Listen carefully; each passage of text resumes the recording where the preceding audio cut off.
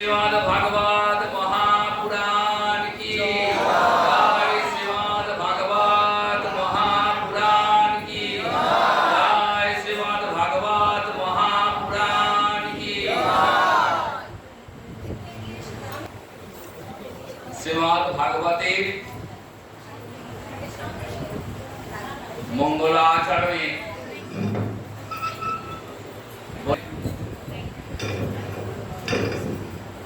निगम कल्पतरुर गलितं फलम सुख मुखादमृत द्रव संयुतम पीबत भगवतं रसमालयं मुहुरः रसिका भुवि भाविका।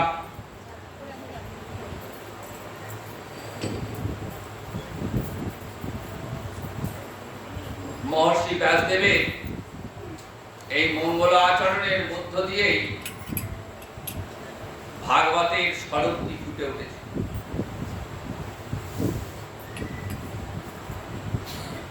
ব্যাসদেব কি বললেন? নিগম কল্পতরুর গলিতং ফলম। ভাগবত বেদ কল্পবৃক্ষের ফল, অর্থাৎ ভাগবতের উৎসটি কোথায়? উৎস হলো বেদ। আমাদের সনাতন ধর্মের আদি মূল হচ্ছে বেদ।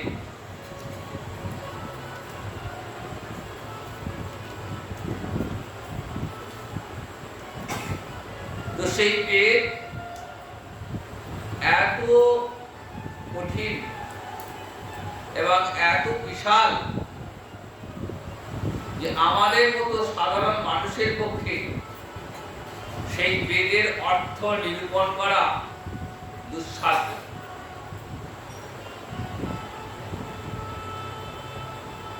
তাই ব্যাসদেব কৃপা করলেন। কেমন কৃপা?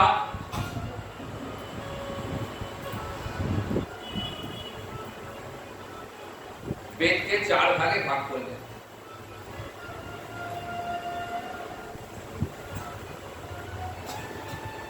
এই ব্যাসদেব হলেন স্বয়ং নারায়ণের অবতার। ব্যাসের নারায়ণের সাক্ষাৎ।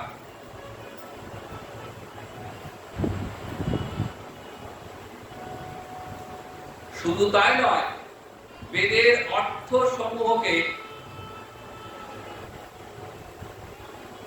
পুরাণ, মহাভারত আদি নানা গ্রন্থের মধ্য দিয়ে প্রকাশ করলেন।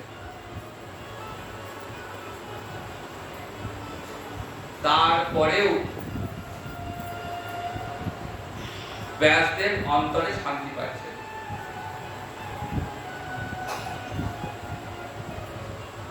কোথাও যেন একটা অশান্তির বীজ লুকিয়ে রয়েছে। মন অশান্ত, কি যেন হয়নি, কি যেন হয়নি। চঞ্চল মন বদ্রিকা আশ্রমে বসে আছেন। এমন সময় একদিন দেবর্ষি নারদ বদ্রিকা আশ্রমে এলেন ব্যাসদেবের কাছে। বিষণ্ণ বদনে বসে আছেন। তখন নারদ মুনি জিজ্ঞাসা করছেন,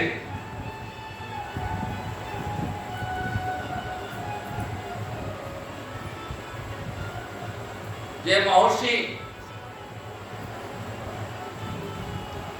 আপনি বসে বসে কি চিন্তা করছেন? মন আপনার এত বিষণ্ণ কেন?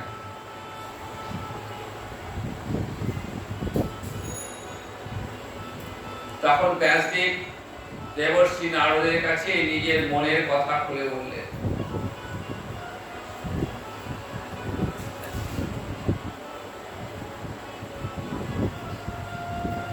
তখন নারদ বলছেন যে দেখুন, আপনার এই মনের চাঞ্চল্যের কারণ কি জানেন? যে আপনি পুরাণ গ্রন্থাদি রচনা করলেন, মহাভারত রচনা করেছেন,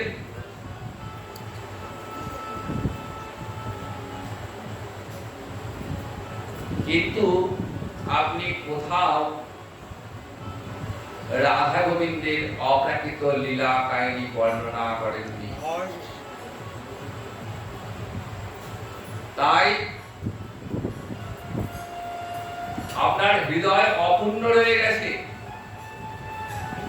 হৃদয় মাঝে গোবিন্দ অসন্তুষ্ট রয়েছে। তো আপনি সেই অপ্রাকৃত লীলা কাহিনী বর্ণনা করুন। ব্যাসদেব বলছেন, হে দেবর্ষি, আপনি ঠিকই বলেছেন, কিন্তু আমি কেমন করে করব, আমি সেই লীলা কথা কেমন করে জানবো?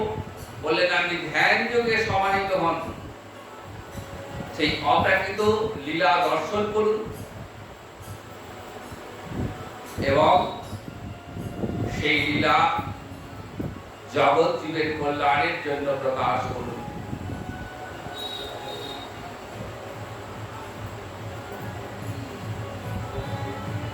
এই হচ্ছে শ্রীমদ্ ভাগবতের প্রেক্ষাপট।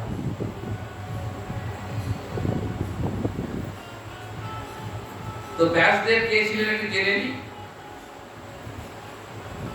ব্যাসদেব ছিলেন পরাশর মুনির পুত্র। পরাশর নন্দন বলা হয়, আবার কৃষ্ণ দ্বৈপায়ন বেদব্যাস। বেদব্যাস কেন? তিনি বেদকে ভাগ করেছিলেন, তাই তিনি বেদব্যাস।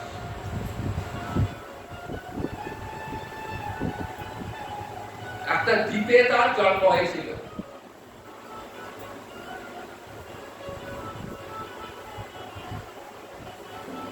তাই তিনি কৃষ্ণ দ্বৈপায়ন।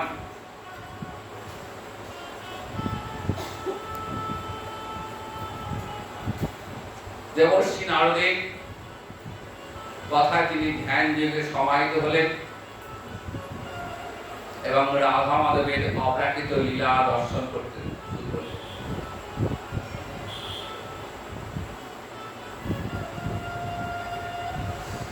শ্রীমদ্ ভাগবত মহাপুরাণ রচনা করলেন, 10 লক্ষণ যুক্ত মহাপুরাণ।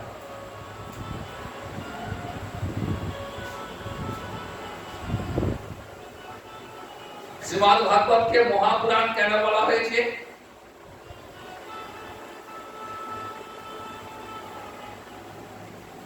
মহাপুরাণের কি বিশেষ লক্ষণ?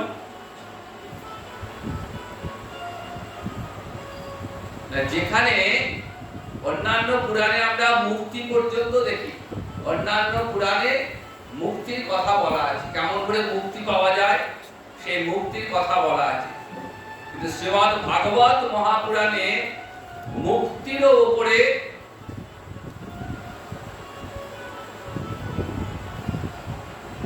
যে প্রেম ভক্তি,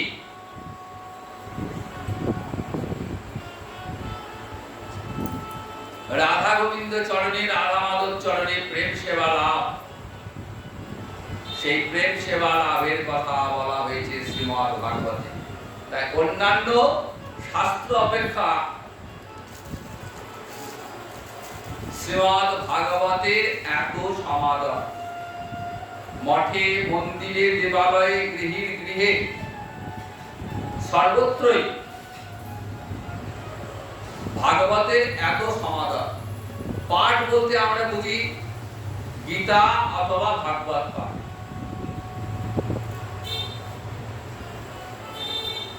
কারণ গীতা এবং ভাগবত এই দুটি হলো বেদের নির্যাস।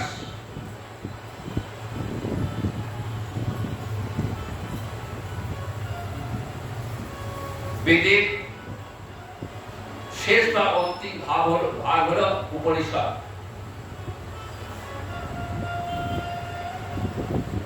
আর এই উপনিষদে নির্যাস রয়েছে গীতা।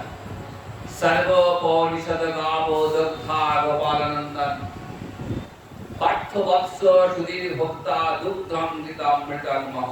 দেখবেন গীতায় বলা আছে সর্বোপনিষদ গাবো। গীতাকে বলছেন স্বয়ং ভগবান ইয়া স্বয়ং পদ্মনাভস্য মুখ পদ্ম বিনিশ্রিতা, স্বয়ং ভগবানের মুখ নিঃসৃতা। কাকে বললেন? অর্জুনকে। কি বললেন? যে কেমন করে শোক দুঃখ মৃত্যু ভয়কে জয় করে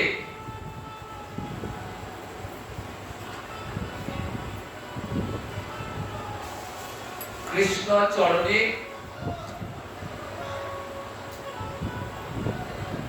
আশ্রয় লাভ করা যায়।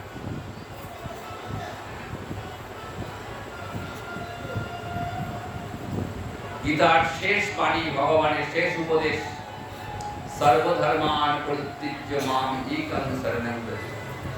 বললেন একমাত্র আমি আছি, সমস্ত কিছু ত্যাগ করে আমার চরণে আশ্রয় নাও। গীতায় কি রয়েছে? তত্ত্ব কথা। গীতায় রয়েছে দার্শনিক তত্ত্ব, পরম ব্রহ্মকে পাওয়ার কি উপায়, কেমন করে পাওয়া যাবে। সেখানে জ্ঞান যোগ রয়েছে, কর্মযোগ রয়েছে, ভক্তি যোগ রয়েছে। আর এই তত্ত্বের আলোকে ভগবানের লীলা রয়েছে শ্রীমদ্ ভাগবতে।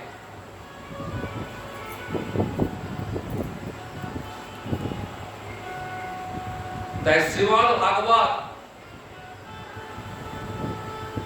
সমস্ত শাস্ত্রের সেরা।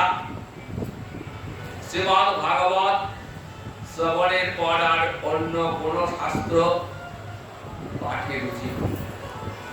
অন্যান্য শাস্ত্র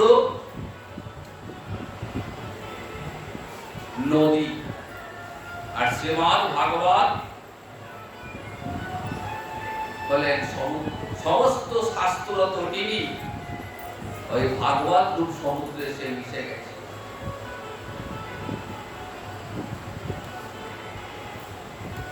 তাই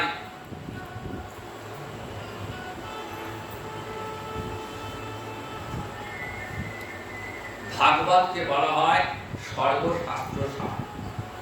এই ভাগবতে রয়েছে 12টা স্কন্ধ, 18,000 শ্লোক। এই 12টা স্কন্ধ ভগবানের এক একটা অঙ্গের সঙ্গে তুলনা করা হয়েছে। 12টা স্কন্ধ, প্রথম দুটো স্কন্ধ, প্রথম এবং দ্বিতীয়,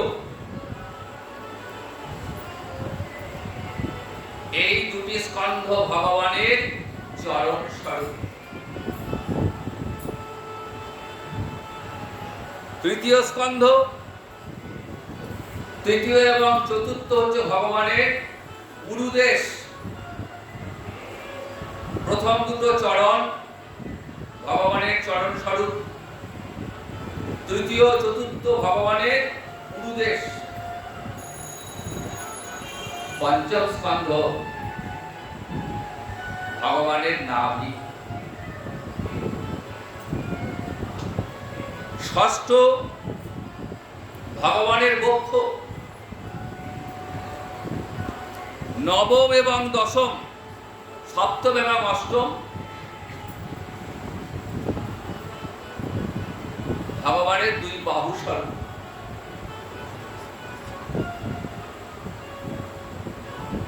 নবম স্কন্ধ কণ্ঠের ন্যায়, ভগবানের কণ্ঠ হল নবম স্কন্ধ।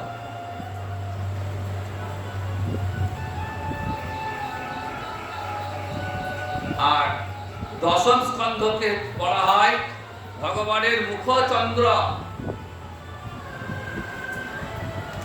একাদশ স্কন্ধ ললাট এবং দ্বাদশ স্কন্ধ তার মস্তক স্বরূপ। তাহলে দেখুন, ভাগবতের 12টা স্কন্ধ ভগবানের এক একটা অঙ্গের ন্যায়।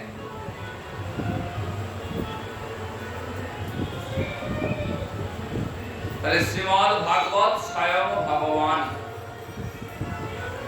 ভগবান পরিবর্তিত হয়ে ভাগবত রূপে এসেছেন।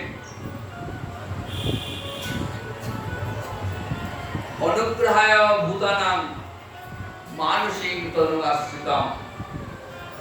সুখদেব বলছেন জগতে জীবকে কৃপা করবার জন্যই স্বয়ং ভগবান নর তনু গ্রহণ করে এই গুলোকে লীলা করবার জন্য এসেছেন।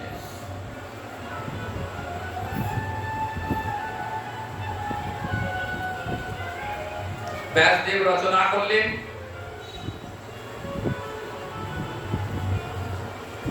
মনে মনে ভাবছেন এই ভাগবতী কথার প্রচার কেমন করে হবে।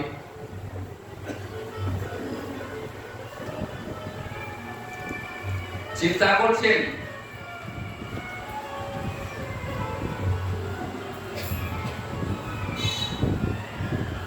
ধ্যান যুগে সমাহিত হলেন। এমন সময় শ্রী গোবিন্দ ব্যাসদেবের হৃদয় মাঝে অবতীর্ণ হয়ে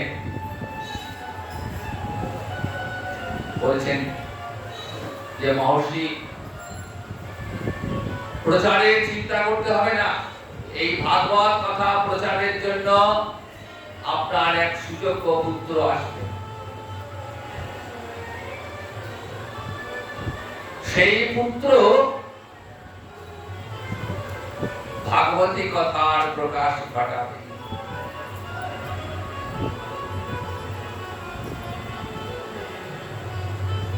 গোবিন্দের কৃপায়, ব্যাসের প্রার্থনায় মহামণি সুখদেব এলেন। ব্যাস পত্নী পিটিকা দেবীর গর্ভে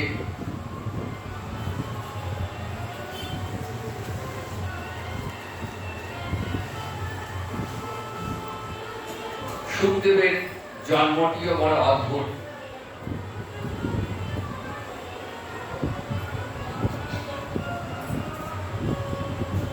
অমরনাথের গুহায়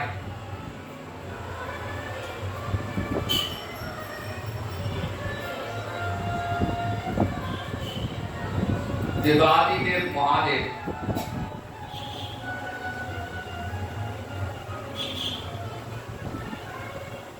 পার্বতীকে রাধা গোবিন্দের অপ্রাকৃত লীলা কথা শোনাচ্ছেন। মহাদেব পরম বৈষ্ণব। আমরা এই জগতে মহাদেবের যে প্রকাশটা দেখি, যেভাবে মহাদেবকে বর্ণিত করা হয়েছে, তার সঙ্গে কিন্তু মহাদেবের কোনো মিল নেই। মহাদেব হলেন বিষ্ণুর অংশভূত, স্বয়ং ভগবানের প্রকাশ।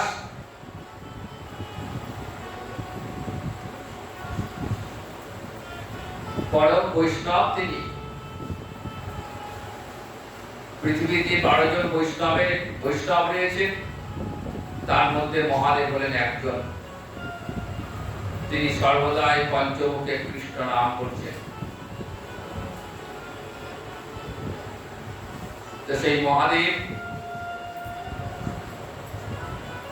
পার্বতীকে রাধা গোবিন্দের অপ্রাকৃত লীলা কথা বলছেন। বলার আগে দেখে নিলেন সেখানে কোন পশু পক্ষী আছে কিনা, হাততালি দিয়ে উড়িয়ে দিলেন। কিন্তু একটা সুখ পাখি ছানা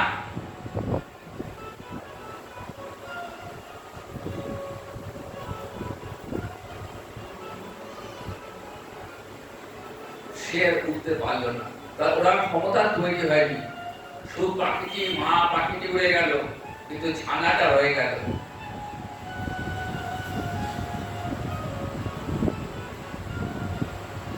তো মহাদেব বলছেন, আর পার্বতী বউ দিয়ে চলেছেন। এক সময় বউ দিতে দিতে পার্বতী মহাদেবের কোলে মাথা রেখে শুয়ে পড়েছে। মহাদেব মহাদেব তাকিয়ে দেখছেন পার্বতী তো ঘুমিয়ে, তাহলে এতক্ষণ কে হো দিচ্ছে? এদিকে সুখ পাখি ছানাটি যখন পার্বতী ঘুমিয়ে গেছেন তখন মনে মনে চিন্তা করছেন যে যদি পার্বতী তো সাড়া দিচ্ছেন না, তাহলে তো মহাদেব থামিয়ে দেবেন, তাহলে এমন সুন্দর কথা আস্বাদন থেকে বঞ্চিত হব। তখন এই সুখ পক্ষী ছানাটি গোবিন্দের কৃপাতেই পার্বতীর গলার স্বর নকল বলে ঘুম দিতে লাগিল।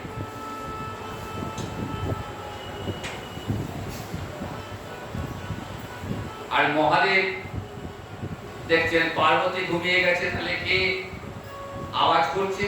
হঠাৎ চোখ গেল সুখ পাখি ছানার দিকে। তখন মহাদেব অত্যন্ত ক্রোধান্বিত হয়ে হাতে ত্রিশূলটা ছুড়ে দিলেন।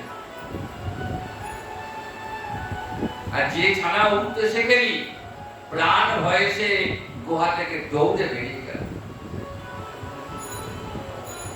ত্রিশূলও ছুটছে, পাখিটিও ছুটছে, কিন্তু মহাদেবের ত্রিশূল তো অব্যর্থ।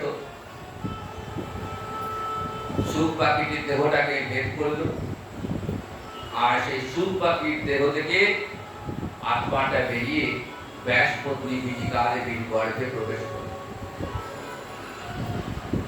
কেমন মধুর কথা, যেন পরপর যেন সাজানোই রয়েছে।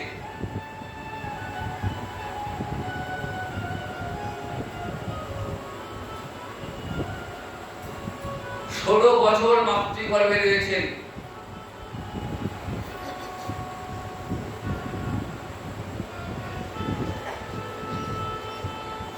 ব্যাসদেবের চিন্তার শেষ নেই।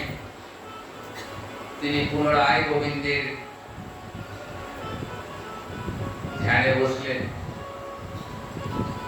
গোবিন্দ আশ্বাস দিলেন যে ব্যাসদেব, কোনো চিন্তা নেই, তোমার পুত্র তো মায়াভুক্ত, তাই মায়ার জগতে প্রবেশ করবে না, তো আমি ক্ষণকালের জন্য পৃথিবীকে মায়ামুক্ত করে দেব। পুত্র জন্মগ্রহণ করবে, এই গোবিন্দের ইচ্ছায়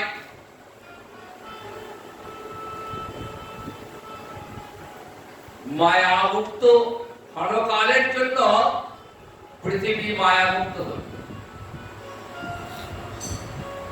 সুখদেব মাতৃগর্ভ থেকে ভূমিষ্ঠ হয়ে এই মায়ার সংসার ত্যাগ করে বেরিয়ে চলেছে, কারণ এই মায়ার সংসারে তিনি থাকবেন না।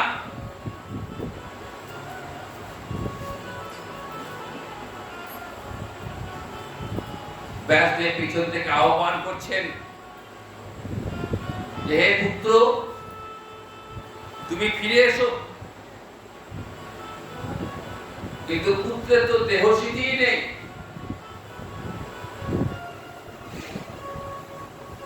পিতার উপরে মায়ার প্রভাব রয়েছে। যখন সুখদেব চলে যাচ্ছেন, যাওয়ার পথে যাচ্ছেন একটা নদীর পাশ দিয়ে যাচ্ছেন,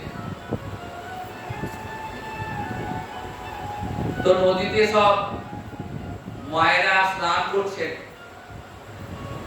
সুখদেবের দেহ সিদ্ধি নেই, দেহে কোনো বসন নেই। কৃষ্ণ প্রেমে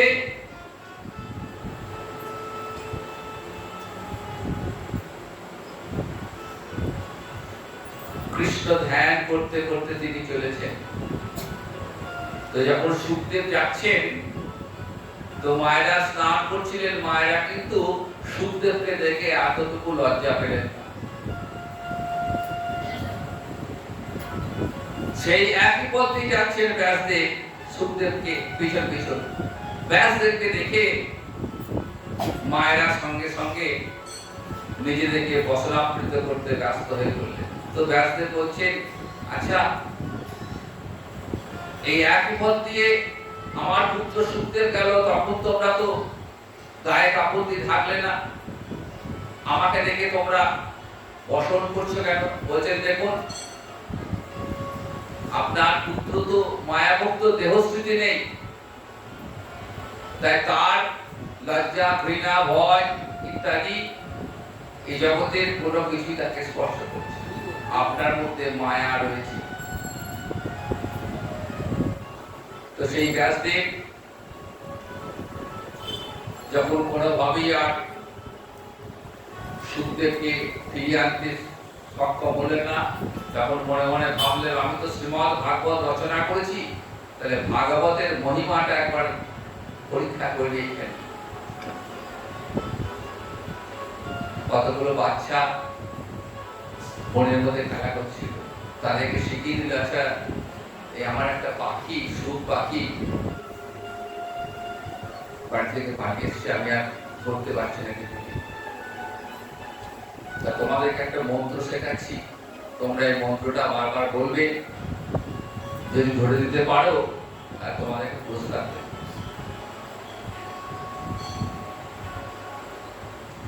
তাদের শিখিয়ে দিলেন, কি বলবে? শ্রীমদ্ ভাগবতের উত্তর গোষ্ঠী লীলা, একটা সুন্দর শ্লোক। বর্হা পিরাঙ্গ নটবর বপু কর্ণয়া কর্ণয় কর্ণিকার বিভ্রত বাস কর্ণক পিশঙ্গ বৈজন্তি চ মাল রন্ধ্রার বের অধর সুদয়া পুরাণ গোপবিন্দৈ বৃন্দারণ্যং সপদ রমম রমণং প্রাবিশৎ গীত কীর্তি।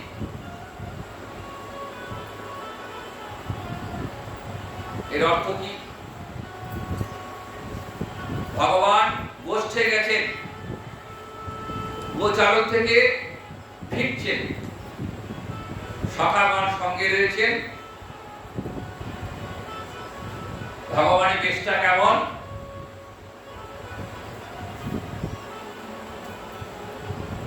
বলছেন, মাথায় ময়ূর পাখা,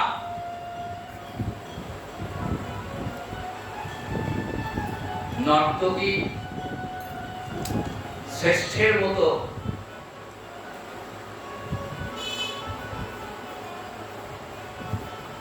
তার দেহখানি। বারহা পিরাঙ্গ নটবর বহু, দুই কর্ণে গিরিমল্লিকা ফুল, পরিধানে পীত বসন, কণ্ঠে বৈজয়ন্তী মালা, হাতে মোহনা মুরলী, সখাগণকে সঙ্গে নিয়ে নিজ ক্রিয়াভূমি বৃন্দাবনে প্রবেশ করছে। যে শ্লোকটা উচ্চারণ করেছেন না, সঙ্গে সঙ্গে সুখদেব তাই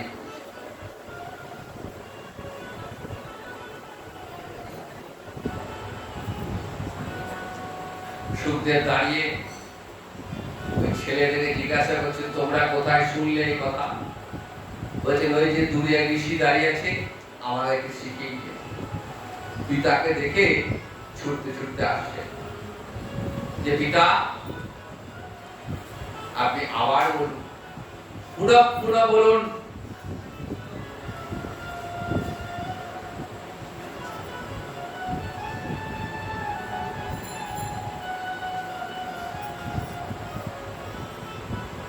ফিরে এলেন বদ্রিক আশ্রমে, ব্যাসদেবের কাছ থেকে শ্রীমদ্ ভাগবতের শিক্ষা লাভ করলেন।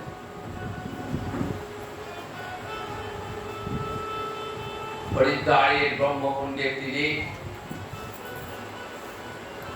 মহারাজ পরীক্ষিতের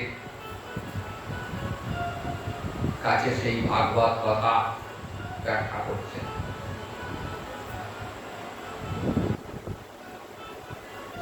সেখানে ছিলেন মহর্ষি, দেবর্ষি,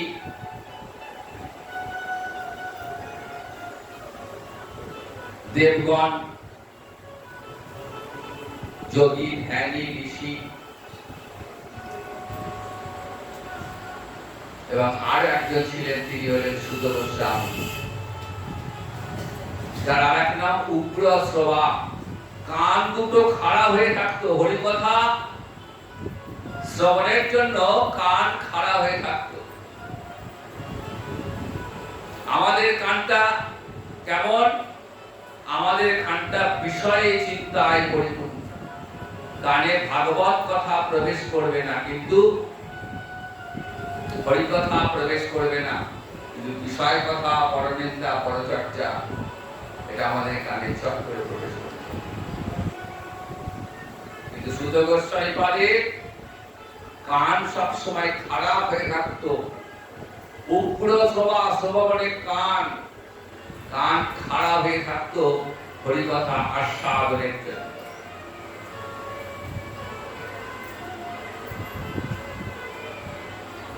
7 দিন ধরে আস্বাদন করে যখন সুখদেব চলে যাচ্ছেন, তখন উপস্থিত শ্রোতাগণ পরীক্ষিতকে বলছেন, হে মহামুনিবর, এমন অমৃতময়ী লীলা কথা এরপর আমরা কোথায় আস্বাদন করবো, কিভাবে শুনবো? সুত গোস্বামীকে দেখিয়ে বলেন, অসৌভক্ষ্যতি, ওই যে দেখো বসে আছে সুত গোস্বামী, এই তোমাদের পরবর্তীকালে শ্রীমদ্ ভাগবত কথা আস্বাদন করাবে। এই সুত গোস্বামী সুখমুখ নিশ্চিত শ্রীমদ্ ভাগবত আস্বাদন করে এসেছেন নৈমিষারণ্যে।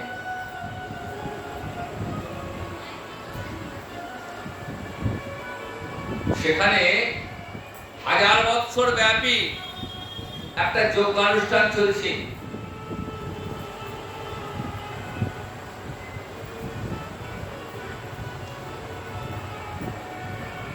তো সেই যজ্ঞানুষ্ঠানে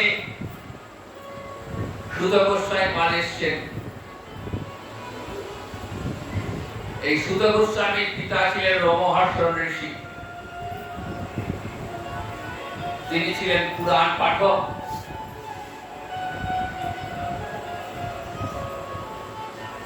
কৌরব পাণ্ডবদের যখন যুদ্ধ শুরু হলো,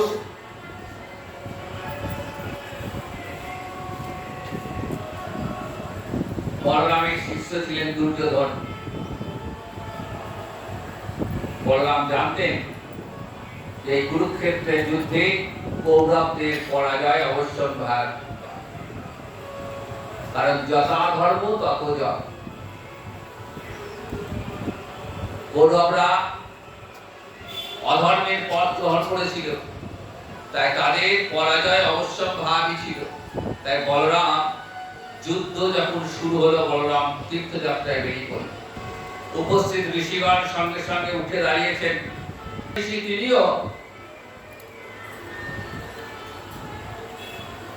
উঠে দাঁড়াতেন, কিন্তু যেহেতু তিনি পাঠ করছিলেন ব্যাসাসনে বসে, তিনি আর উঠে দাঁড়াতে পারলেন না। কিন্তু বলরাম ভাবলেন যে রোমহর্ষণ ঋষি আমাকে দেখেও দাঁড়ালো না, আমার অসম্মান করলো। ক্রোধে মাটি থেকে একটা কুশ তুলে নিয়ে ওই ঋষির দিকে ছুঁড়েছে, আর কুশের আঘাতে ঋষির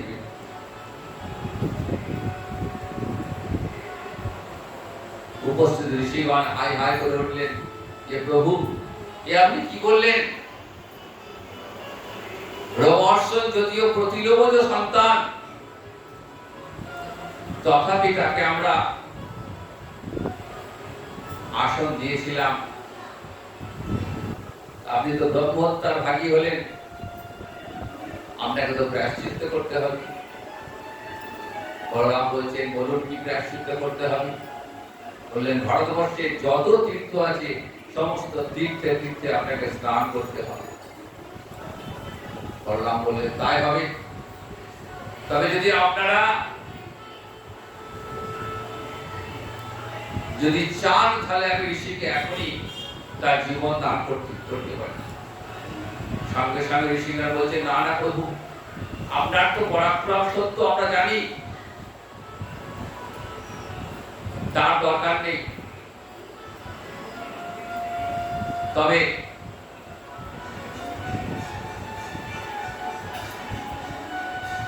বলরাম যখন বললেন, ঠিক আছে, আমি এই ঋষির কোন পুত্র আছে? তখন উপস্থিত ঋষিরা বললেন, হ্যাঁ পুত্র আছে। বললেন, আমি এই পুত্রকে আশীর্বাদ করে যাচ্ছি যে এই পুত্র অসাধারণ পাণ্ডিতা লাভ করবে।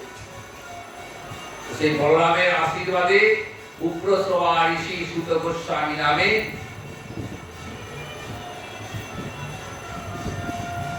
পরিচিত।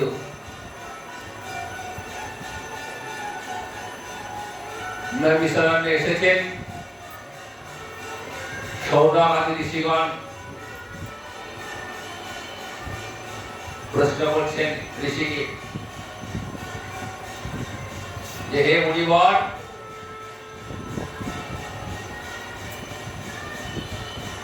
আপনার শ্রীমুখ থেকে আমরা কৃষ্ণ কথা আস্বাদন করতে চাই।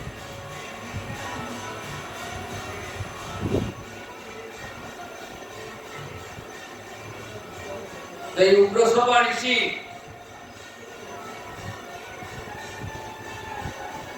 সুখমুখ নিশ্চিত শ্রীমদ ভাগবত নৈমিষারণ্যে 60,000 ঋষি সভায় প্রকাশ করলেন। ভাগবতের দ্বিতীয় প্রকাশ। প্রথম প্রকাশ হরিদ্বারের ব্রহ্মকুণ্ডের তীরে সুখমুখ নিশ্চিত এক শুনছেন মহারাজ পরীক্ষিত। দ্বিতীয় সভা নৈমিষারণ্যে 60,000 ঋষিদের সভায়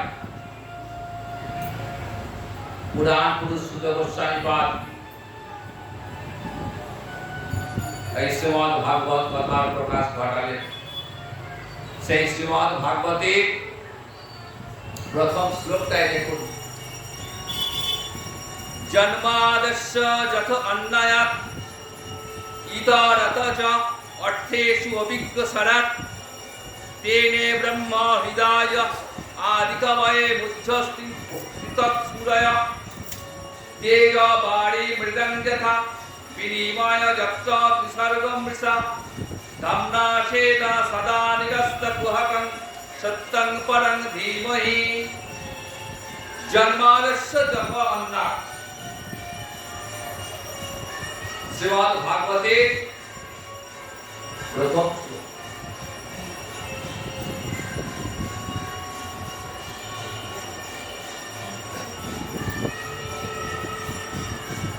শ্রীহরির কথা দিয়ে শুরু হলো না, ভগবানের কথা দিয়ে শুরু হলো না।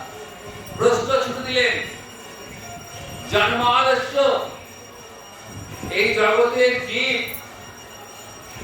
তাদের উৎপত্তি কোথা থেকে?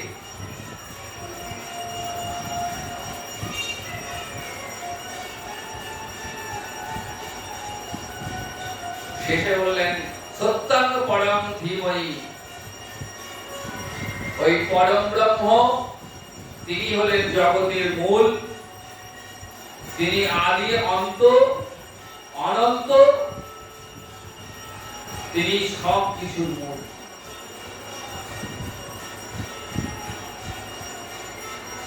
সেই আদি পুরুষ পরম ব্রহ্ম শ্রীহরি, তার ধ্যান করি সত্যং পরম ধীমহি।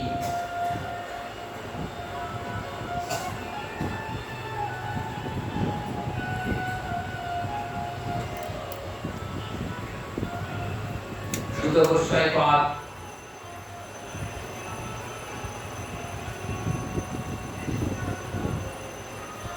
শুরু করলেন, সৃষ্টির আদিতে ভগবান মানব সৃষ্টির জন্য কি করলেন? পঞ্চ জ্ঞানেন্দ্রিয়, পঞ্চ কর্মেন্দ্রিয়, পঞ্চ মহাভূত এবং মোট এই 16টা অংশে রচিত পুরুষ পুত্র ধারণ করেন। সেই পরম পুরুষ বিষ্ণু যখন মহাসমুদ্রে যোগনিদ্রায় শায়িত, তখন তার নাভি কমল থেকে জন্ম হয় ব্রহ্মার।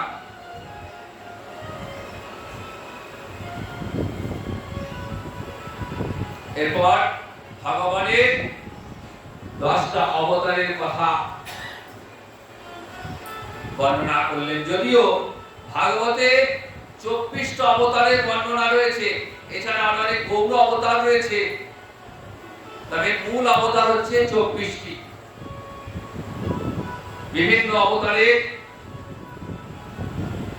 কথা একে একে বলতে লাগলেন। সেই অবতারের কথা জয়দেবের গীত গোবিন্দে আমরা শুনেছি। প্রলয় প্রহরী জলে ধৃতবান শিবেদা বিহিত বহিত্র বিচিত্র মখেদা কেশব ধৃত মীন শরীর কেশব ধৃত মীন শরীর জয় জগদীশ হরে জয় জগদীশ হরে জয় জগদীশ হরে জয় জগদীশ হরে পৃথিবী বিপুল করে কবি তিষ্ঠতি কৃষ্ণে ধরণী ধারণ কিনচক্রবরিষ্ঠে কেশবধৃত কূর্ম শরীর কেশবধৃত কূর্ম শরীর জয় জগদীশ হরে জয় জগদীশ হরে জয় জগদীশ হরে জয় জগদীশ হরে জয় জগদীশ হরে বসতি দশম শিখরে ধরণী নবলগ্না শশী কলঙ্ক করে পরিমগ্না কেশবধৃত শুকর রূপ কেশবধৃত ধরাহ রূপ জয় জগদীশ হরে জয় জগদীশ হরে জয় জগদীশ হরে জয় জগদীশ হরে জয় জগদীশ হরে জয় জগদীশ হরে তব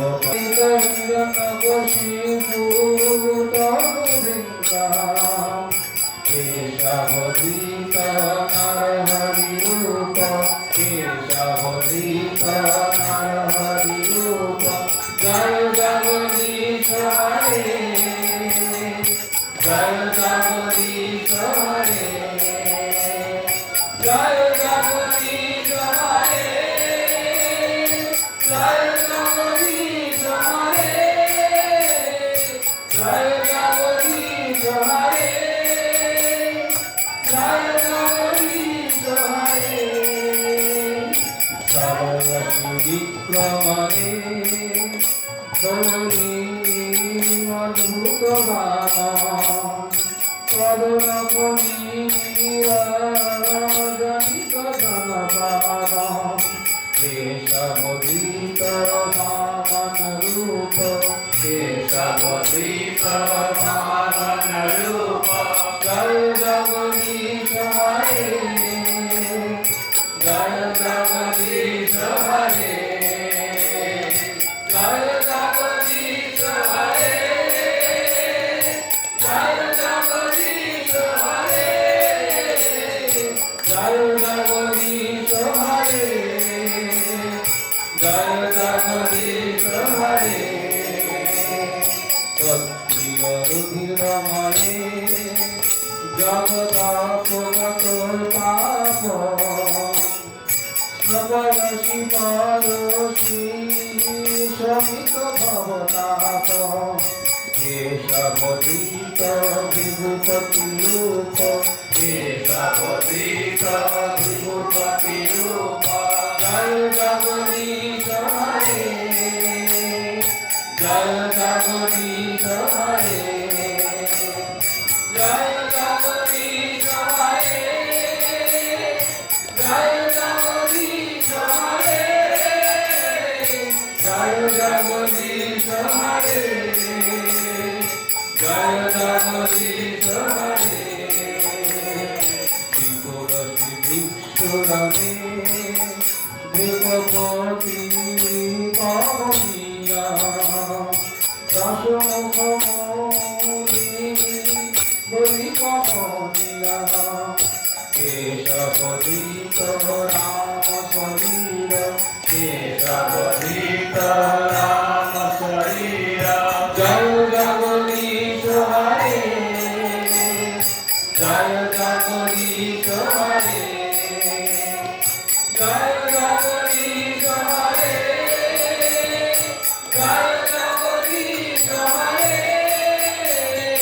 জয় জগদীশ হরে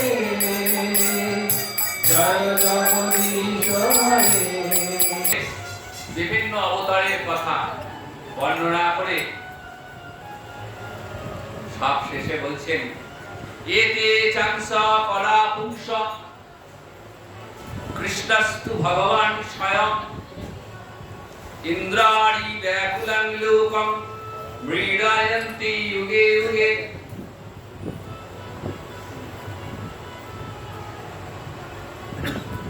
বললেন এতে চাংস কলা পুংস, কৃষ্ণ হলেন স্বয়ং ভগবান এবং অন্যান্য অবতার হলেন তারই অংশ বা অংশের অংশ বা কলা।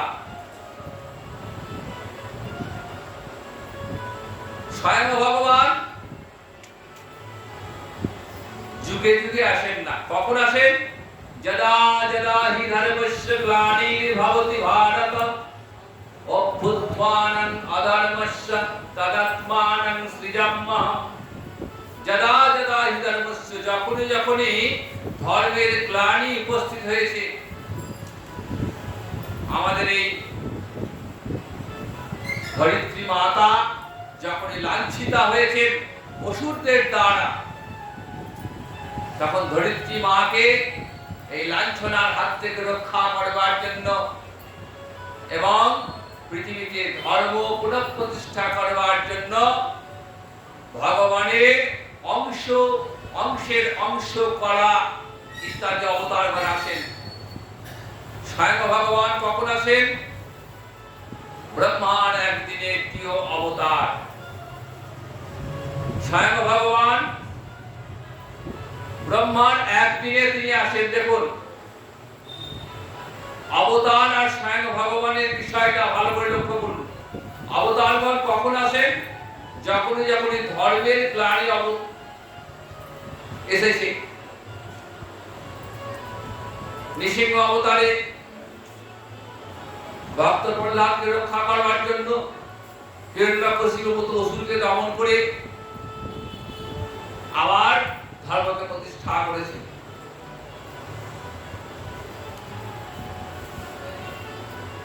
কিন্তু স্বয়ং ভগবান আসেন ব্রহ্মার একদিনে। এই একদিনটা কেমন? সত্য ত্রেতা দাপর করি, এই চারটি যুগকে বলা হয়েছে চতুর্যুগ। এরকম ৭১টা চতুর্যুগ নিয়ে একটা মন্বন্তর, এরকম ১৪টা মন্বন্তরে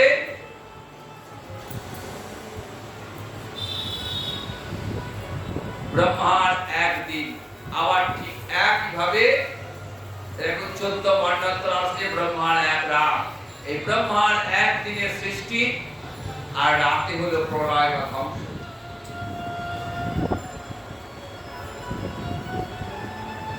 উগ্রশ্রবা ঋষির মুখে ভগবানের এই কথা শুনে সৌনক আদি ঋষিগণ উগ্রশ্রবার কাছে শ্রীহরি মহিমা শুনতে চাইলেন। তখন উগ্রশ্রবা শ্রীহরির মহিমা বর্ণনা করছেন। ভগবান শ্রীহরি কেমন? অন্যান্য চিন্তয়ন্তমাং দ্বিজটা পর্যুপাসতি তেষাং নিত্যাভিযুক্তানাং যোগক্ষেমং বহামহ। গীতা বাক্যে আমরা জানি ভগবান নিজ মুখেই বললেন অন্যান্য চিন্তয়ন্তমাং, আমার কথা যে অন্যান্য চিন্ত হয়ে কায়মনো বাক্যে যে আমার কথাই ভাববে আর অন্য কোনো কথা আসবে না হৃদয়ে, সেই ভক্তের যোগ এবং ক্ষেম আমি বহন করি। যোগ মানে অপ্রাপ্য বস্তুটা, আর ক্ষেম হচ্ছে প্রাপ্ত বস্তুকে রক্ষণ করা। শ্রীমদ্ ভাগবতী উদাহরণ রয়েছে, দেখুন সুদামা বিপ্র ভগবানের বাল্য সখা। কৃষ্ণ ছাড়া সুদামার আর কোনো চিন্তা নেই।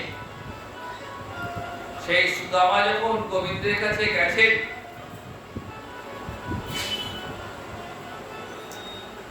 স্ত্রীর ইচ্ছায়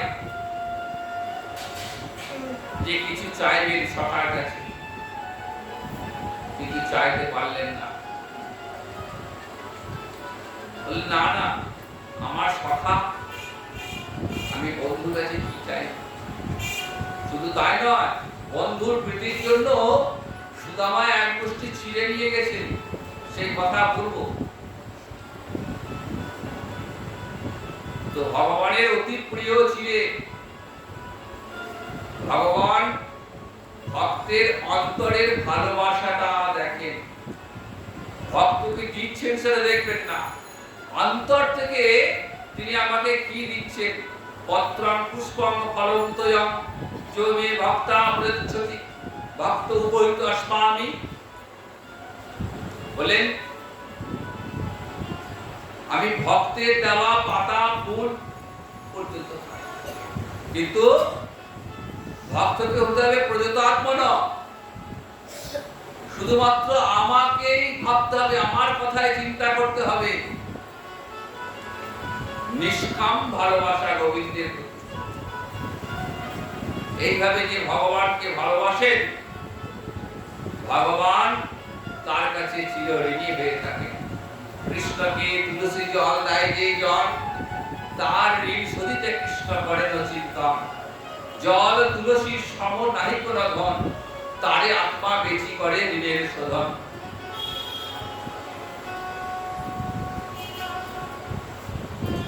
শুধুমাত্র গঙ্গা জল তুলসী পত্র দিয়ে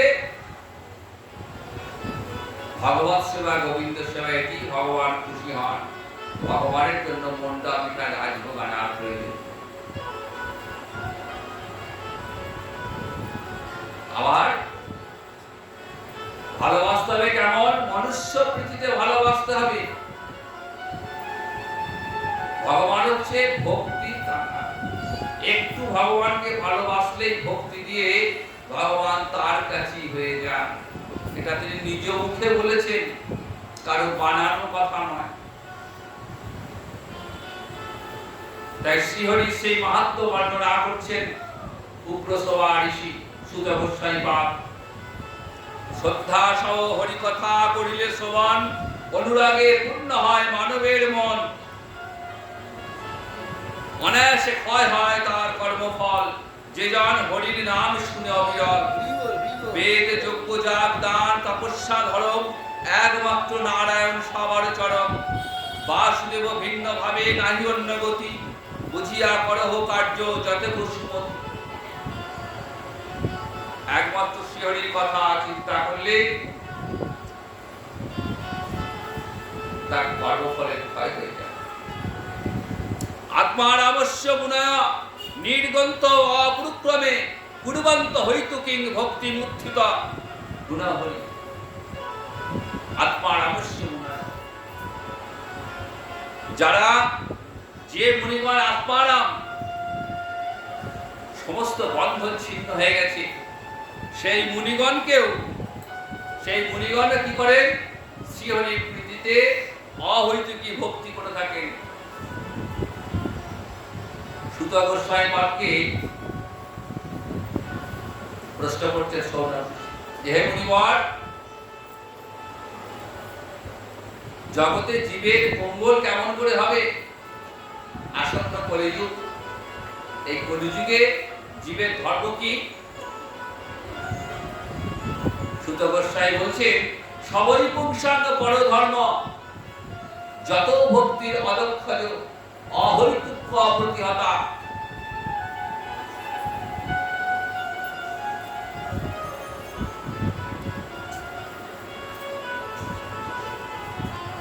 অর্থাৎ অদক্ষজ ভগবান শ্রীহরির প্রতি অচলা ভক্তি, এটাই হচ্ছে মানব জীবনের পরম ধর্ম, শ্রেষ্ঠ ধর্ম।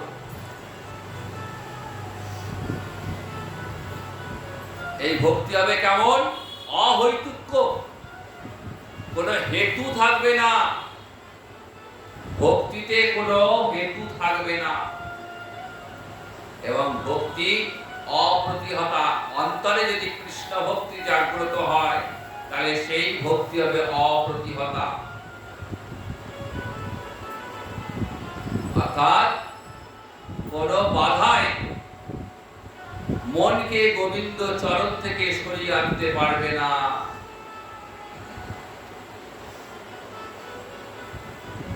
বৃষভানুনন্দিনী রাধারানী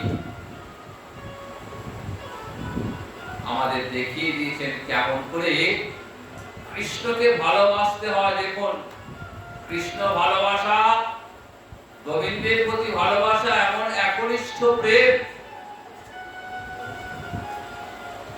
জগতে আর কারণ। স্বয়ং গোবিন্দ স্বীকার করেছেন যে রাধারানী, তোমার প্রেমের কাছে আমি হার স্বীকার করলাম।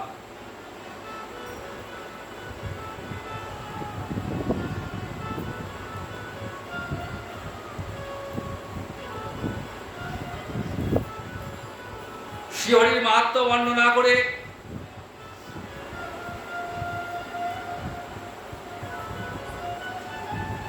এরপর মূল প্রসঙ্গে আসছেন।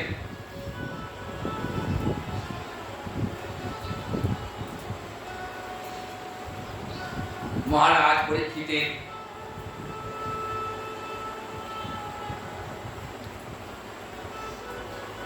জন্ম বৃত্তান্ত। মহারাজ পরীক্ষিত কেন সব কিছু ত্যাগ করে হরিদ্বারের ব্রহ্মকুণ্ডের তীরে এসে বসলেন? এমন সুন্দর প্রাসাদ, অর্থবিত্ত, রাজত্ব, সংসার সব ত্যাগ করে হরিদ্বারের ব্রহ্মকুণ্ডের তীরে এসে কেন বসলেন?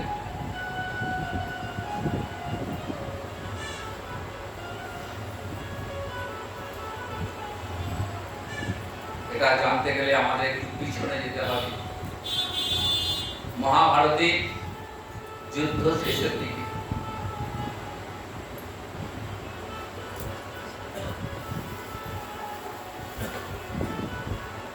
ভীম গদা দিয়ে দুর্যোধনের গুরু ভঙ্গ করেছে। দুর্যোধন যুদ্ধ শুরুর আগে মায়ের আশীর্বাদ দিতে গেলেন। মা তো জানেন যে দুর্যোধন দুরাচারী, তার পরাজয় নিশ্চিত। মা আশীর্বাদ করলেন, যথা ধর্ম তত অজয়, বললেন যেখানে ধর্ম সেখানে। কিন্তু ছেলে তো গান্ধারী, চোখটা তো বন্ধ, কিন্তু সেই চোখের এমন জ্যোতি, শুধু পুত্রকে আশীর্বাদ করবার জন্য যে চোখের পটিটা খুলেছেন, সেই জ্যোতি দুর্যোধনের সর্বাঙ্গে পড়ল। শুধুমাত্র নিম্নাঙ্গটা ঢাকা ছিল, সেইখানে জ্যোতি প্রবেশ করেন। মায়ের আশীর্বাদ সেইখানটায় পুরোটা ঢাকা ছিল বলে সেই জ্যোতি প্রবেশ করেন। আর বাকি অঙ্গটা মায়ের আশীর্বাদে, ওই মায়ের চোখের দৃষ্টিতে পুরো লোহা হয়ে গেছিল।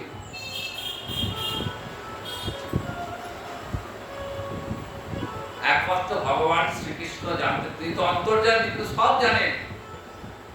ভীম তো গলা যুদ্ধে পারদর্শী নয়, আর দুর্যোধন হচ্ছেন গলা যুদ্ধে পারদর্শী। ভীম পারবে কেন? ক্লান্ত হয়ে পড়েছেন ভীম, পরাজয় নিশ্চিত। এমন সময় শ্রীকৃষ্ণের দিকে তাকিয়েছে, আর গোবিন্দ চোখের ইশারায় দেখিয়ে দিলেন। ভীম বুঝতে পারল, গদা নিয়ে দুর্যোধনের গুরু ভঙ্গ করে দিলেন। আর উঠতে পারলেন না, মৃত্যু শয্যায় শায়িত। ক্রোধে পাণ্ডব বংশে একটা বীজও রাখবেন না। অশ্বত্থামাকে বললেন, দ্রৌপদীর অশ্বত্থামা দ্রৌপদীর পঞ্চপুত্রকে হত্যা বললেন, পাণ্ডব বংশের কেউ যেন বেঁচে না থাকে, পঞ্চ পাণ্ডবকে হত্যা করো। রাতে যুদ্ধ শেষ হয়ে গেছে, রাতে যে যার শিবিরে শুয়ে আছে অন্ধকার। অশ্বত্থামা ভুল করে দ্রৌপদীর পঞ্চপুত্রকে নিয়ে শুয়ে আছেন, সেই শিবিরে ঢুকে পড়েছে। দ্রৌপদীর পঞ্চপুত্রের মাথা কেটে নিয়ে এসেছে। দুর্যোধন হাই হাই করতে লাগলেন, কৌরব বংশে কেউ নেই, আবার পাণ্ডব বংশ শেষ হয়ে গেল। সিংহাসনে বসবে কে?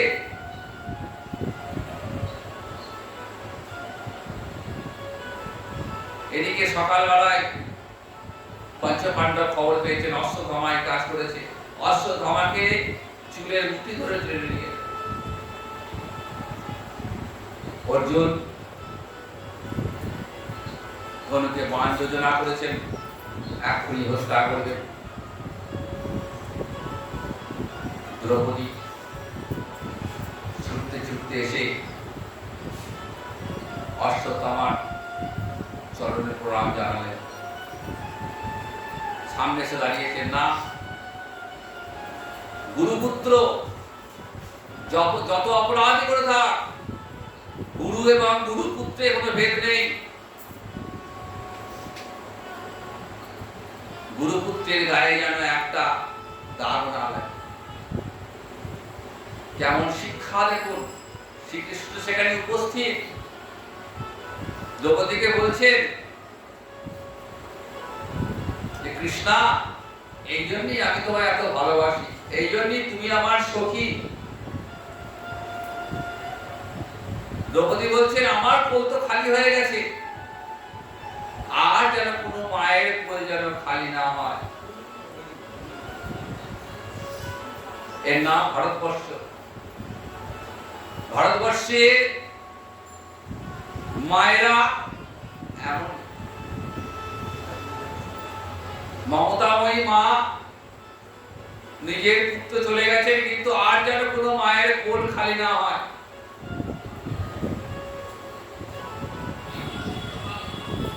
হত্যা করলেন না, শুধু মস্তক মুন্ডন করে ছেড়ে দিলেন। কিন্তু অশ্বত্থামার অন্তরে ক্রোধ রয়ে গেল। সুযোগ খুঁজছেন কেমন করে আমি প্রতিশোধ নেব। দেখছেন যে পাণ্ডব বংশে আর কোথাও কোনো বীজ আছে কিনা। খুঁজতে খুঁজতে দেখলেন অভিমন্যুর পত্নী উত্তরার গর্ভে একটা বীজ রয়েছে। পাণ্ডব বংশের শেষ প্রদীপ, ওইটা নিভে গেলে আর তো বাতি দেওয়ার কেউ থাকবে না। ব্রহ্মাস্ত্র নিক্ষেপ করেছেন। মা উত্তরা গোবিন্দকে ডাকছেন, পাহি পাহি গোবিন্দ জগৎপতি, হে গোবিন্দ, হে করুণা সিন্ধু, তুমি আমার গর্ভস্থ সন্তানকে রক্ষা করো। পাণ্ডব বংশের একমাত্র অলঙ্কার, আর যে কেউ থাকবে না। এমন কথা শ্রবণ করে ভগবান ছুটতে ছুটতে আসে। কেমন করুণাময় ভগবান দেখুন, কেমন করে এলেন, অতি সূক্ষ্ম হয়ে মাতৃগর্ভে উত্তরার গর্ভে প্রবেশ করেছেন। ব্রহ্মাস্ত্রকে প্রতিহত করে দিলেন। উত্তরার গর্ভ রক্ষা হলো, আর ওই মাতৃগর্ভে মহারাজ পরীক্ষিত কৃষ্ণ দর্শন হলো। ওই পুরুষোত্তম পরপুরুষ ভগবান শ্রীহরি, যাকে মাতৃগর্ভে দেখেছেন, ভূমিষ্ঠ হয়ে খুঁজছেন কোথায় গেল, কোথায় গেল। যুধিষ্ঠির, যুদ্ধে যিনি স্থির, যার মন সর্বদাই গোবিন্দ চরণে স্থির।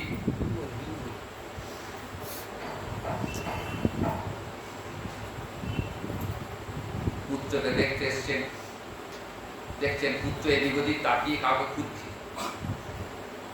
পরিত ইচ্ছাতে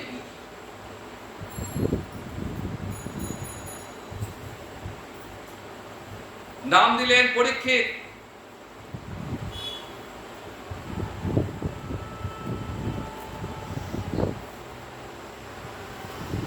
উত্তরার গর্ভ রক্ষা পেয়েছে। ভগবান এবার দ্বারকায় ফিরে যাবেন। মাতা কুন্তী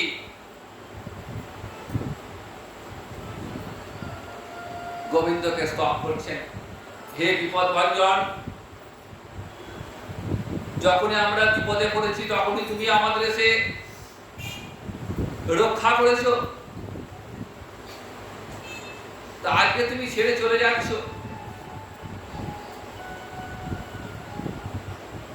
সুখের দিনে মানুষ তোমায় মনে রাখে না, বিপদে পড়লেই তোমায় মনে রাখে। তাই বিপদভঞ্জন, হে মধুসূদন, আশীর্বাদ করে যেন সর্বদাই আমরা বিপদে পড়ি, এরকম ভাবে যেন বারবার বিপদ আসে, যেন বিপদে পড়ে তোমায় স্মরণ করতে পারে।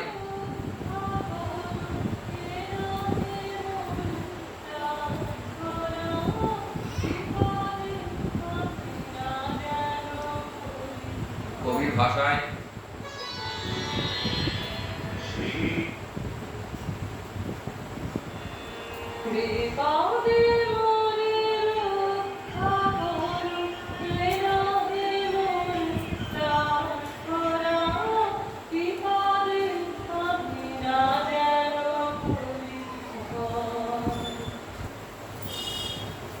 আমরা বিপদটা চাই না, সুখ চাই, আর সুখের দিনে আমরা ভগবানকে ভুলে যাই। আর কুন্তী তো শ্রীকৃষ্ণের পিসি, বলছেন, হে কৃষ্ণ, যখনই আমরা বিপদে পড়েছি তুমি তখনই এসে আমাদের রক্ষা করেছো।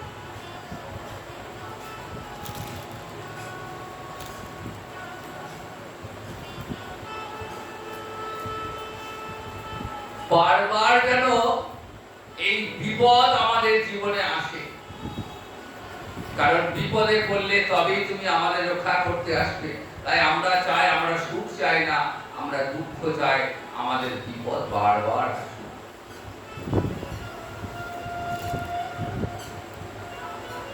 কুন্তী বলছেন, কৃষ্ণ, তোমাকে একটা প্রণাম করব।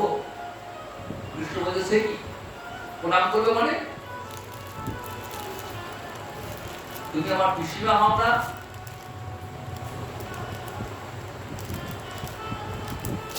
কুন্তী বলছেন, আমি তোমার পিসিমা হলেও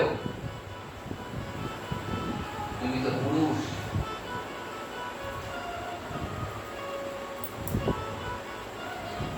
তাহলে আমি পুরুষ আর আমার এই ভীম দাদা, যুধিষ্ঠির দাদা,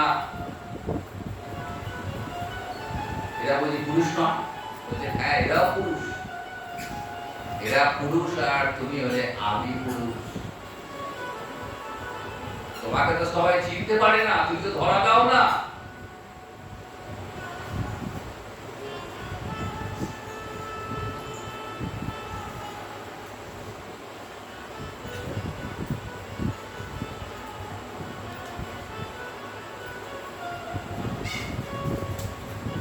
যুধিষ্ঠিরকে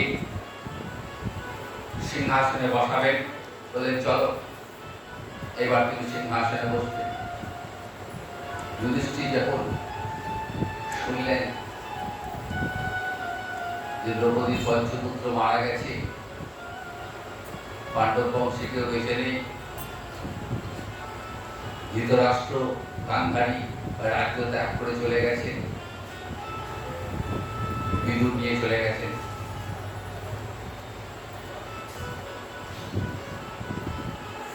বিদুর এসে বলছেন, দাদা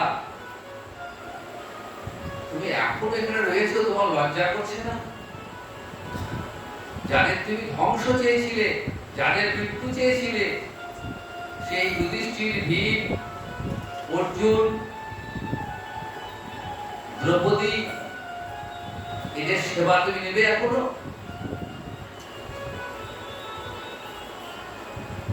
ধৃতরাষ্ট্রকে চরম অপমান করলেন বিদুর। বললেন, আর এক মুহূর্ত থেকো না এখানে। সেই রাতেই যুধিষ্ঠির ধৃতরাষ্ট্র গান্ধারী কে সঙ্গে নিয়ে বিদুর ত্যাগ করলেন হস্তিনাপুর। যুধিষ্ঠির যখন শুনলেন যে হস্তিনাপুর ত্যাগ করে ধৃতরাষ্ট্র চলে গেছেন, গান্ধারী চলে গেছেন, যুধিষ্ঠির বললেন আমার সিংহাসনের দরকার নেই, আমি কাকে নিয়ে বসবো, কাকে নিয়ে রাজত্ব করবো? কৃষ্ণ বোঝাতে সক্ষম হলেন না, বললেন ঠিক আছে চলো পিতামহ ভীষ্মের সঙ্গে দেখা করে আসি। তখনও সরসজ্জায় সাহিত্য শেষ, কিন্তু ভীমের বিশ্বতে ইচ্ছা মৃত্যু, উত্তরায়ণ সন্ত্রাসীর দেহত্যাগ করবেন, ভগবান আসবেন, তবে ভগবানের সামনে তিনি দেহত্যাগ করবেন। পিতামহ ভীষ্মের কাছে নিয়ে গেছেন।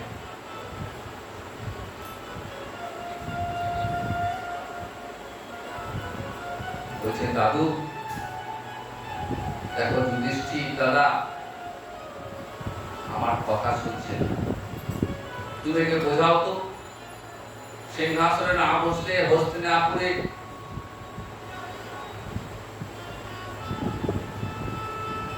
রাজত্ব কেমন করে চলবে?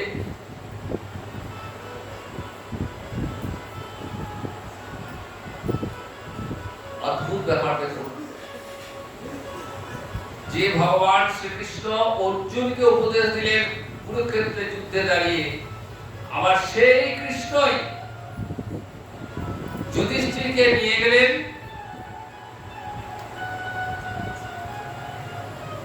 পিতামহ ভীষ্মের কাছে। নিজে উপদেশ দিলেন না, ভীষ্মের মাধ্যমে উপদেশটা দেওয়া হয়।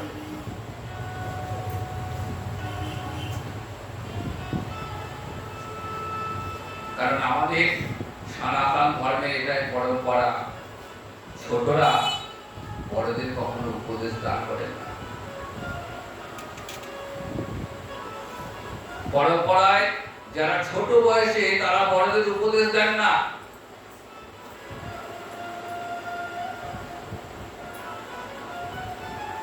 অর্জুন ভগবানের থেকে ছোট, তাই অর্জুনকে উপদেশ দিয়েছে, কিন্তু যুধিষ্ঠির তো বড়,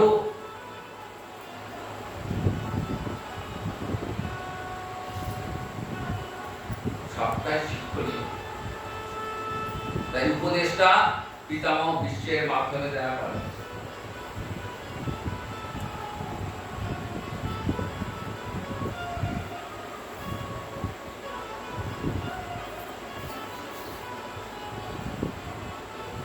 অর্জুন দ্বারকায় গেছেন ভগবানের সঙ্গে, বিদুর রাজ্য ছেড়ে বেরিয়ে পড়েছেন। ইতিমধ্যে ভগবান লীলা অপ্রকট করলেন, অর্জুনের কাছে সেই সংবাদ পেয়েছেন যুধিষ্ঠির আদি ভ্রাতাগণ।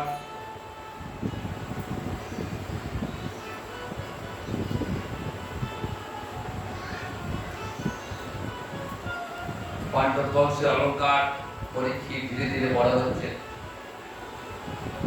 আর যুদ্ধ আর রাজত্ব করবেন না, আর সংসার বাসনা নেই। যুধিষ্ঠির পঞ্চ পাণ্ডব দ্রৌপদী মাতা কুন্তিকে নিয়ে বেরিয়ে পড়লেন, পরীক্ষিতের হাতে রাজ্য ভার দিয়ে দিলেন।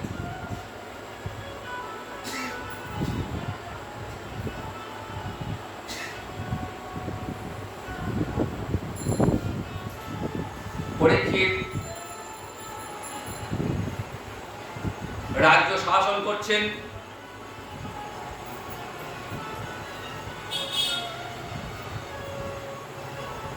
তিনি বিবাহ করেছেন স্বীয় মাতুল উত্তরের কন্যা ইরাবতী।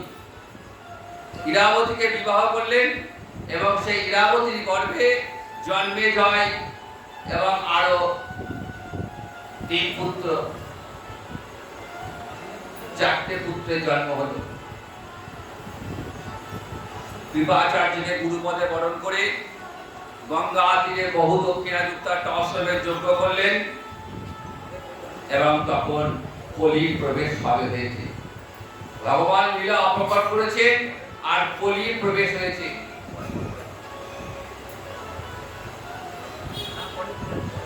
এই কলিকে দূর করবার জন্য ভগবান বেরিয়েছেন সৈন্য সঙ্গে নিয়ে। তো একদিন ঘুরতে ঘুরতে সরস্বতী নদীর তীরে এসেছেন। সেখানে এসে দেখছেন দণ্ডহস্তে রাজবেশ ধারণ করে একটা শূদ্র ত্রিপাদবিহীন একটা বৃষ এবং অশ্রুনেত্রী নামা গাভীকে নির্দয়ভাবে প্রহার করছে।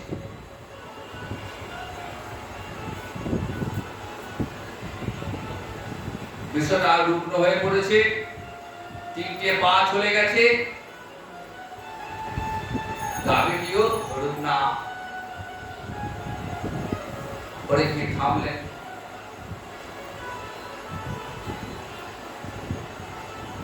বৃষটিকে জিজ্ঞাসা করলেন যে আপনি কি, আপনার এই অবস্থা কি করে হলো? বলছেন আমি ধর্ম, আমার চারটে পা সত্য তেতা কাপড় কলি,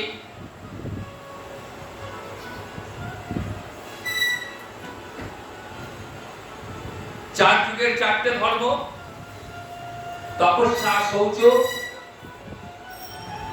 দয়া সত্য, এর মধ্যে আমার তিনটে পা চলে গেছে, একটা পা রয়েছে। প্রথমে গাভীর পরিচয় জানতে পারলেন, তিনি হলেন ধরিত্রী মাতা। তারপরে রাজকেশ দাড়ি প্রহারকারী, তার পরিচয় জানতে পারলেন সে হচ্ছে কলি। তখন পরীক্ষিত কলিকে আদেশ করলেন তুমি এখনই আমার রাজ্য থেকে বেরিয়ে যাও।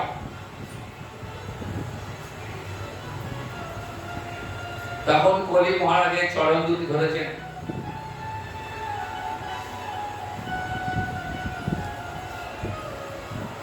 বলছেন মহারাজ আমাকে এইভাবে তাড়িয়ে দিলেন, আমাকে তাড়িয়ে দিলেন, কোথায় যাব বলুন? আমার তো একটু আশ্রয় দরকার, আপনি বলে দিন কোথায় থাকবো, আমি সেখানেই যাব। তখন পরীক্ষিত বললেন ঠিক আছে, তোমাকে আমি চারটে জায়গা দিচ্ছি, এই চার জায়গায় তুমি থাকবে।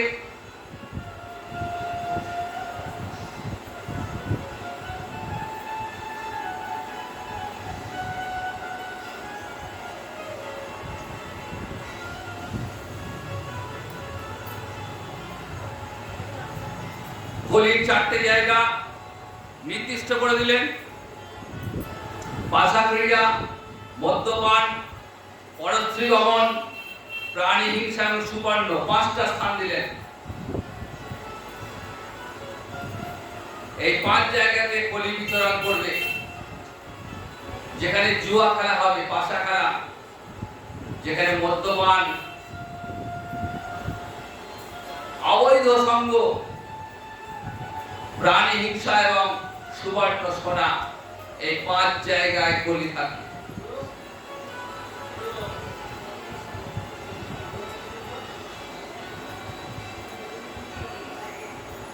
কলির স্থান নির্ধারণ করে মহারাজ পরীক্ষিত মৃগয়াতে বেরিয়েছেন।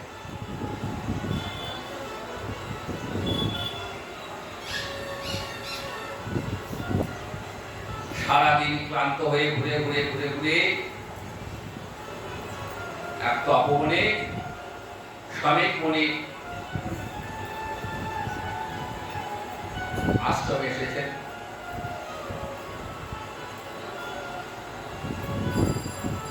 দেখছেন ঋষি ধ্যানভগ্ন,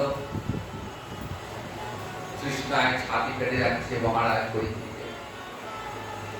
হে মণিবর, মধ্যম জলম দেহি, একটু জল দিন। কিন্তু ঋষি এমন ধ্যানমগ্ন কৃষ্ণ অন্তরে হৃদয় মাঝে গোবিন্দকে দর্শন করছেন, শুনতে পেলেন না। পরীক্ষিত ভাবল বোধহয় আমাকে অপমান করলো, এত বড় আস্পর্ধা, আমি ভারতবর্ষের সম্রাট, আর আমাকে অপমান। আশ্রমে যেখানে ধ্যান করছিলেন সেখানে একটা মৃত সর্প পড়েছে। তীরের ফলা দিয়ে সেই মৃত সর্পটাকে তুলে মহারাজ সবে খুলে গলায় পড়ি।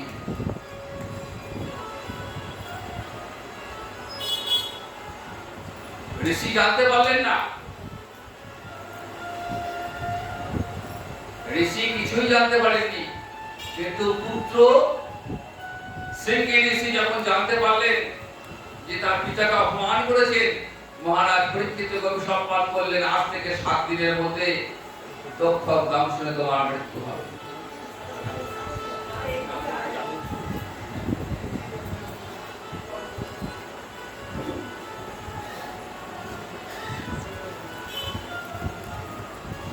তক্ষক দংশনে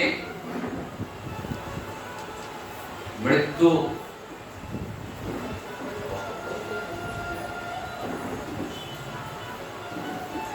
এই অভিশাপের কথা যখন শুনলেন, ব্রহ্ম শাপের কথা শুনলেন, মহারাজ পরীক্ষিত কিন্তু এতটুকু ভীত হলেন না। কেন? তিনি জানতেন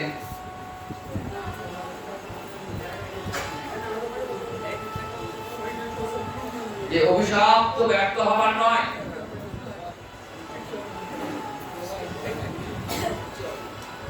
সংসারের বাসনাও আর নেই,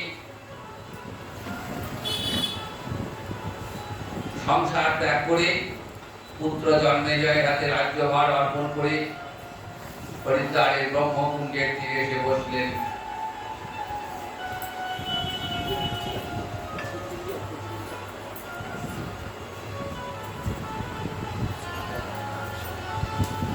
সুখদেব এসেছেন,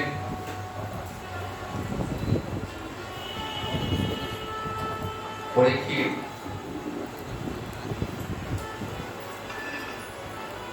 সুখদেবের কাছে প্রশ্ন রেখেছেন, হে মণিবর,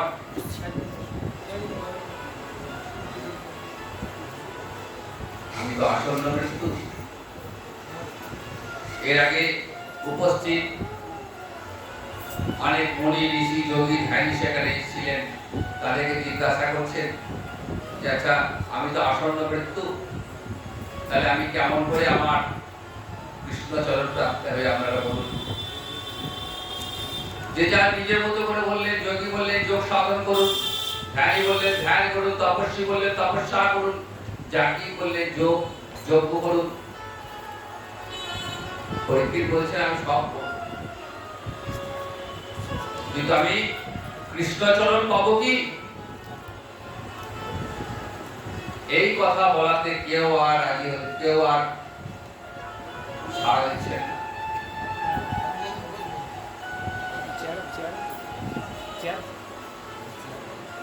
এমন সময় সুখদেবকে প্রশ্ন করলেন, হে মুনিবর,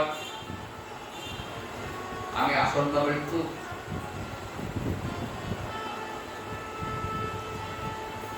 আর মাত্র 7 দিন আমার পরমায়,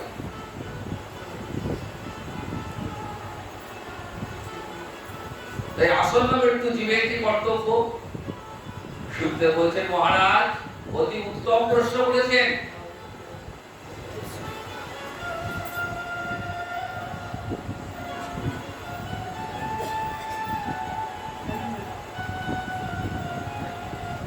আমরা প্রত্যেকেই আসন্ন মৃত্যু, জগতের প্রত্যেকটা জীবই আসন্ন মৃত্যু। আমরা প্রতিদিন একটু একটু করে মৃত্যুর দিকে এগিয়ে চলেছি। এই আসন্ন মৃত্যু জীবের কি কর্তব্য? ভক্ত সঙ্গে বসে হরি কথা শ্রবণ,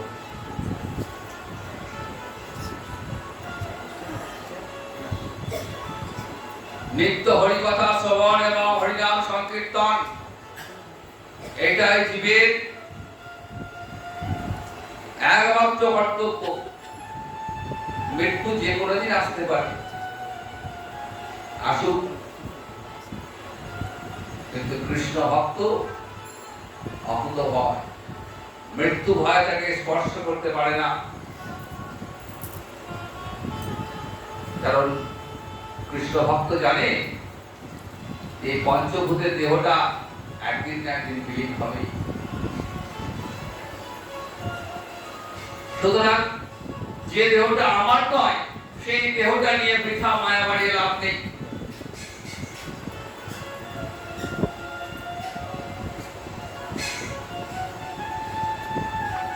যেটাকে আমি রক্ষা করতে পারবো না, যেটা আমার হাতে নয়, সেটা নিয়ে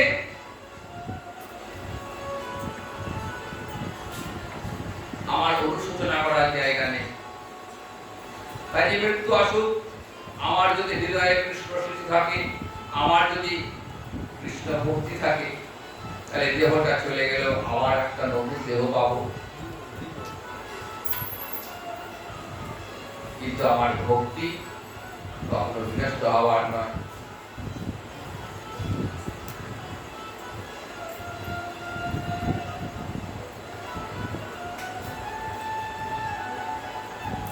কৃষ্ণ ভক্তি কখনো নষ্ট হয় না।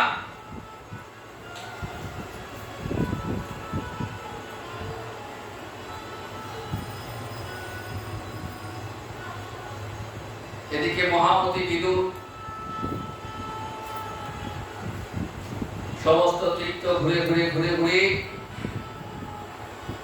যমুনা তীরে এসে উপস্থিত হয়েছে মৈত্রী মুনির কাছে। মৈত্রী মুনির কাছ থেকে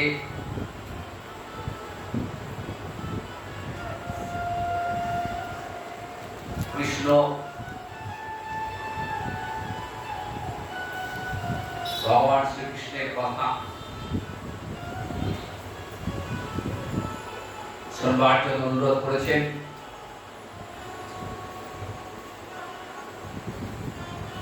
তখন মৈত্রী গঙ্গার তীরে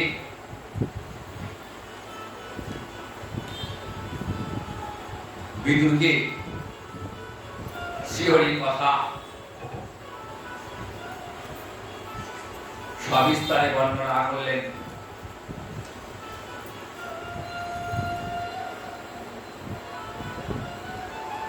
এরপরে কেমন করে সৃষ্টি,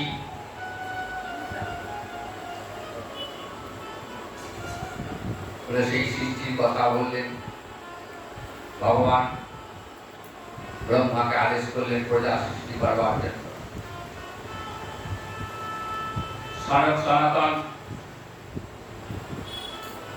সনন্দন সনত কুমার চার পুত্র, এদেরকে আদেশ করলেন ব্রহ্মা তোমরা প্রজা সৃষ্টি করো, কিন্তু এরা কেউ রাজি হলেন না। তখন ভগবান তার আপন জিহ্বা আকৃতি সৃষ্টি করলেন এক নারীকে, তার নাম হলো সাবিত্রী। সাবিত্রীকে পাঠালেন ব্রহ্মার কাছে। তখন ব্রহ্মা সাবিত্রীর সঙ্গে মিলিত হলেন। এই সাবিত্রীর গর্ভে ব্রহ্মার 10 পুত্রের জন্ম হলো। মরীচি, অত্রি, অঙ্গিরা, পুলস্ত, পুলহ, ক্রতু, ভৃগু, বশিষ্ঠ, দক্ষ, নারদ এবং পরে কর্দম নামে এক পুত্র এবং সরস্বতী নামে এক কন্যা।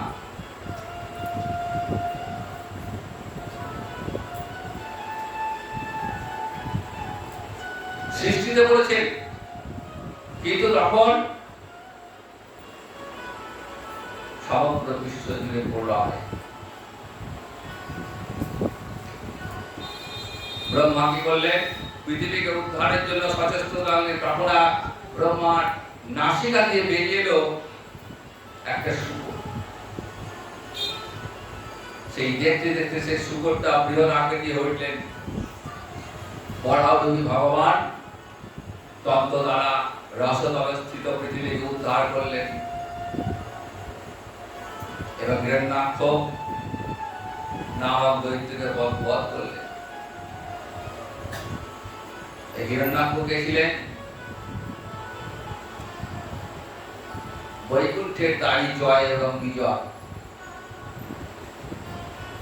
প্রহরী ছিলেন। তো ব্রহ্মার 4 পুত্র বৈকুণ্ঠে গেছেন নারায়ণের সঙ্গে সাক্ষাৎ করলেন। এরা ব্রহ্মার বরে সমস্ত লোকে ঘুরে বেড়াতে দেখতে 5 বছরের বালকের ন্যায়,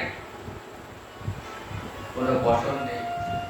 বৈকুণ্ঠে গেছেন, জয় বিজয় চিনতে পারেননি, দূর দূর করে দাঁড়িয়ে দিচ্ছে। তখন এই চতুষ্পদ পুত্র হয়ে জয় বিজয় অভিশাপ দিয়ে যে তোমরা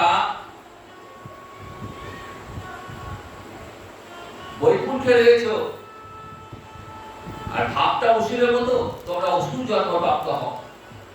যে অভিশাপ দিয়েছেন না, সঙ্গে সঙ্গে ভগবান ছুটে এসছেন।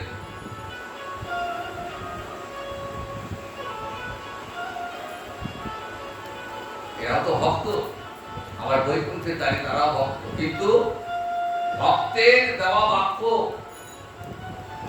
কখনো লঙ্ঘন করেন না ভগবান।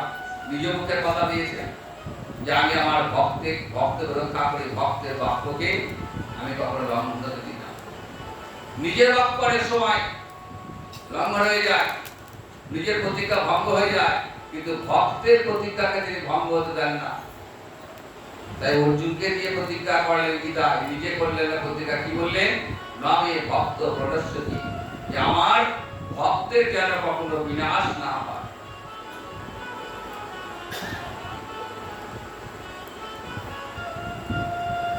জয় বিজয় অনুতপ্ত,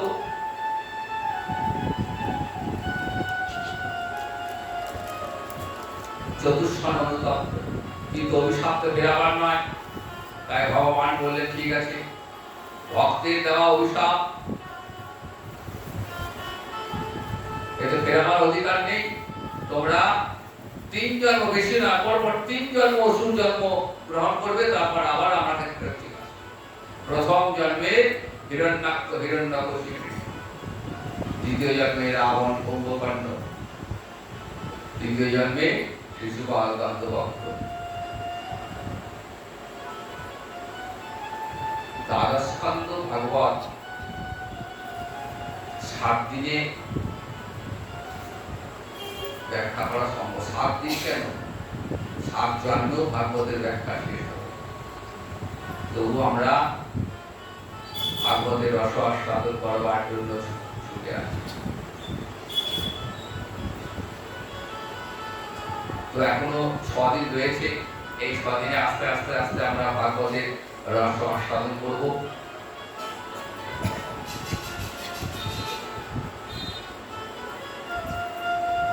তো আজকে প্রথম দিনের